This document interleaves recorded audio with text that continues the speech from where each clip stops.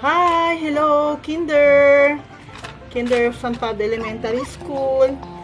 Ginawa ko po itong video na to para po dun sa, sagot ko po dun sa tanong ng isang parent ng San Pablo na nag-message po sa akin, nag-PM po sa akin kung paano daw po ituro yung pinost ko sa messenger, paano ituro yung CBC word.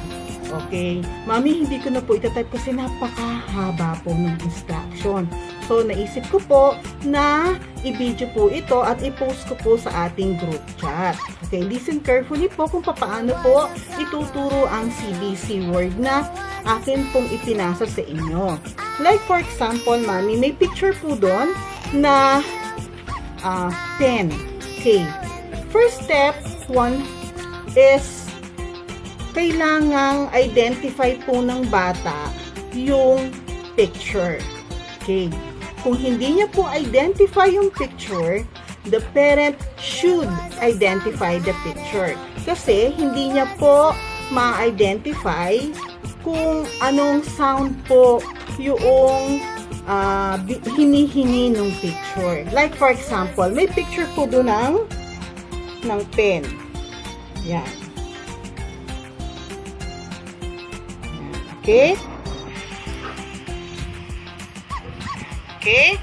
So, magdodrawing po kayo ng pen. Medyo malabo. Yan. And then, magsusulat po kayo ng 3 lines.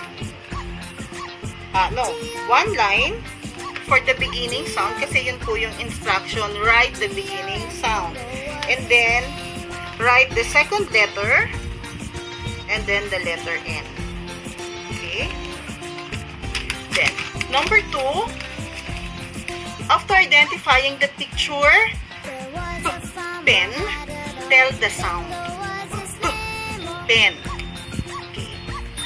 And then, third po, pag hindi niya po ma-figure out kung ano po yung letter ng sound na yon, pwede po kayong magbigay ng isang option.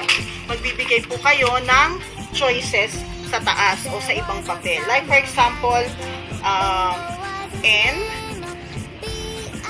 T, and S. Okay. And then tell as the learner, yung inyo pong anak, alin dyan ang may sound ng at isusulat mo doon sa first line o doon sa una. Okay? Okay na po? Okay, happy working on your worksheet, Kinder! Stay home, stay safe. Sumunod kay Mami. Pag sinabi ni Mami na huwag lalabas, huwag pong lalabas. Bye-bye! Okay, may nalimutan si teacher.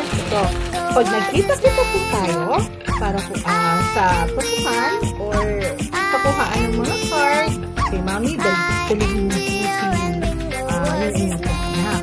At ang bawat worksheets na ipapasa nyo kay teacher ay merong prize.